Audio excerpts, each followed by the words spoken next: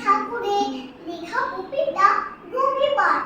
সোম মঙ্গল বুধে আসো আসে তাড়াতাড়ি দিনের ঘরে আছে বুঝি মস্ত হাগারি রবিবার সে কেন মাগো দেরি করে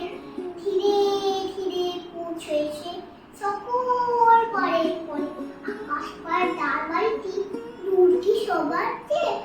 সে প্রতিমা তোমার মতো গরিব ঘরের মেয়ে সোমবার বুঝে খেয়াল থাকবার জন্য বাড়ি ফেরার দিকে তাদের